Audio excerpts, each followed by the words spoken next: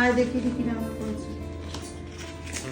এবারে থালাগুলো না একটার ওপর একটা না আটকে যাচ্ছে। এখানে করেছি মামের জন্য বড়ি ভাজা, আর আমাদের পটল ভাজা। তুমি কি বড়ি ভাজা খাবে? না। আচ্ছা। আর এখানে দেখো কি করেছি, শুক্তো।